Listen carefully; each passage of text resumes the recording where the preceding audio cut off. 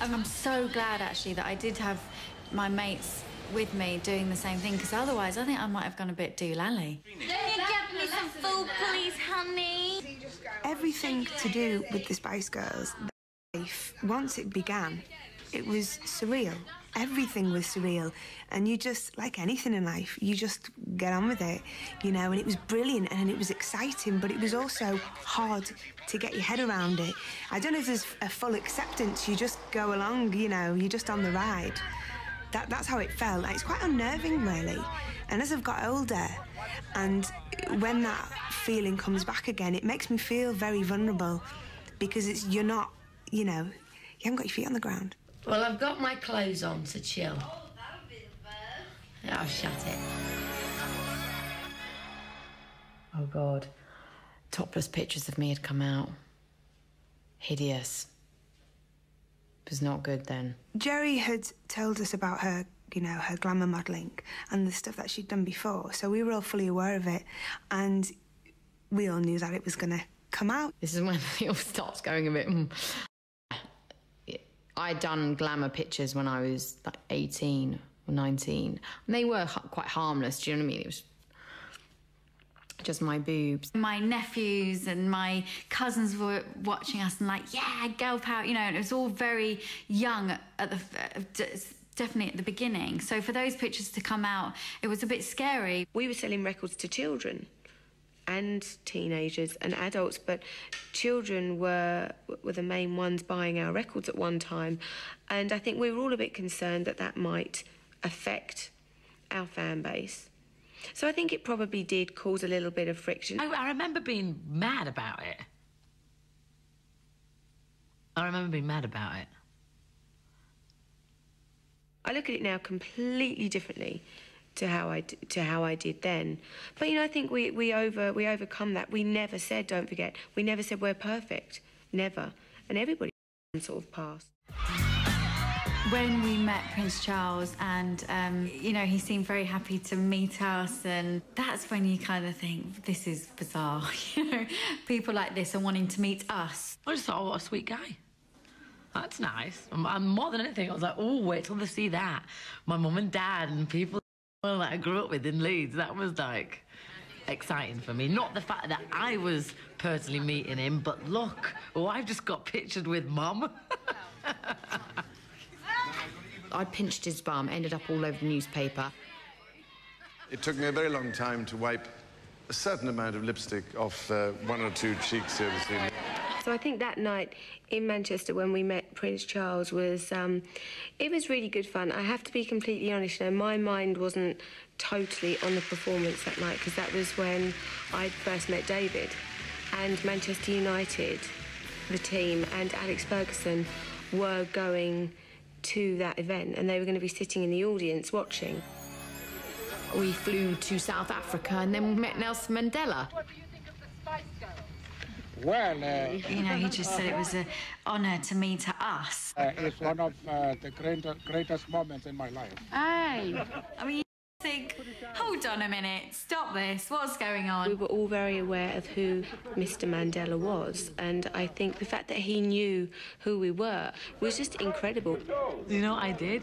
Is I pinched a loo roll and put each square in like a bag to give to the makeup artist, and the hair and makeup was like, look, there's a bit of Nelson Mandela's house. But I told him, I said, you do know that I've nicked some of your toilet roll and some of your stones in that plant pot to give to the hair and makeup artist. He was like, oh, you're so funny. I mean, moments in my head, I think, okay, today I'm going to dress like a lady, you know, and this is an important occasion.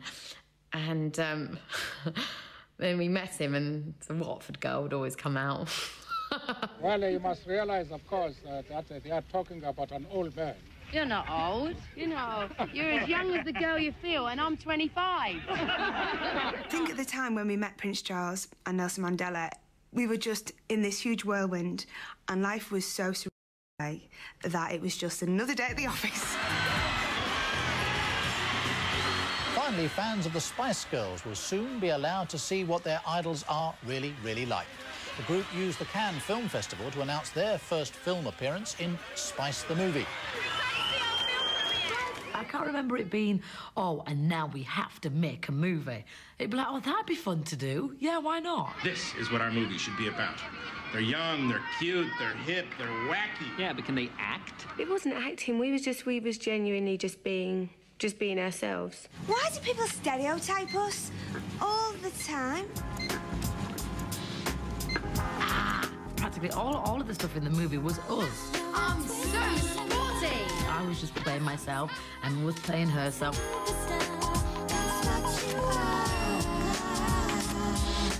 And it was kind of heightened with the writing, obviously. My mummy's my best friend.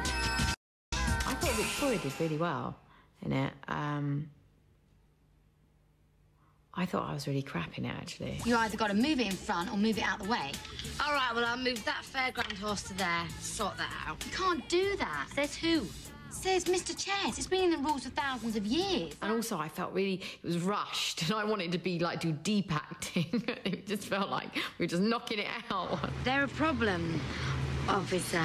Dangerous driving, criminal damage, flying a bus without a licence, and, frightening the pigeons. It's one of those times that I kind of don't remember much about, apart from just being in lots of different outfits and singing and not getting much sleep. What do I say?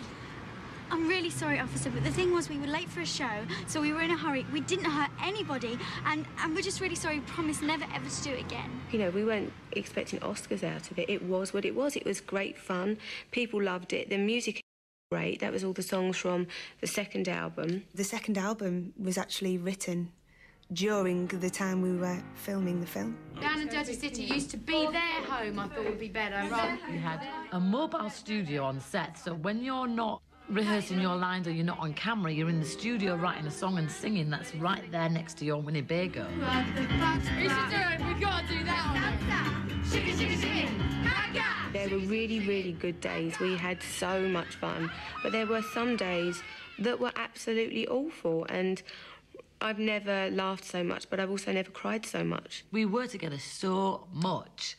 Yeah, it's like being with somebody 24 hours a day. At some point during that day, they're going to say something where you go, or you get a little bit offended, but, you know, you have to carry on. I remember being really shouted at by Geri quite a few times because I didn't think what she was saying was right, and sometimes she would think everything she said and did was how it should be, and of course that's not true.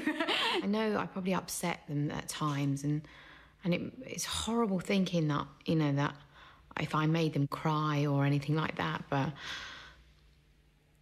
sometimes I think it's because I was the eldest one. I automatically was trying to make I thought I knew what the right thing was, a decision or something. And so I thought, it was for the greater good if we'd do something. So sometimes I'd maybe be too bossy and say, come on, we've got to do it like this, but thinking actually they're going to feel better in the long run. I think between the five of us, we all handled pressure really different. Some handled it like this, some handled it like that. My way of dealing with my pressure was to be as obnoxious as possible and slightly angry. But there was times when Melanie was very mean to me. I suppose, there were times, like ganging up on people as well. So, yeah, it's kind of playground stuff, but in quite an extreme situation, which is hard. What are we going to do now? For tonight's special report, we take a look at one of Britain's most successful exports, a marketing phenomenon that's earned £100 million worldwide in less than a year. Next stage, next grade, next wave. I remember saying to Simon Fuller once, we want to be as famous as Personal Automatic. We want to be a household name. There's part of you that thinks, wow, this is so cool, Pepsi commercial, we're on bags of crisps. This is what I want, what I really, really want. We're on, everything. We did all these adverts and it was really good fun, and we became household names like we've always wanted. Baby. At one point, thinking I've done more adverts than music videos in the last couple of months. We're ready then, girls. We're going to go for it. We would be doing it in the middle of something of, maybe creative. We're really looking forward to working with all you nutters at Pepsi, so beware.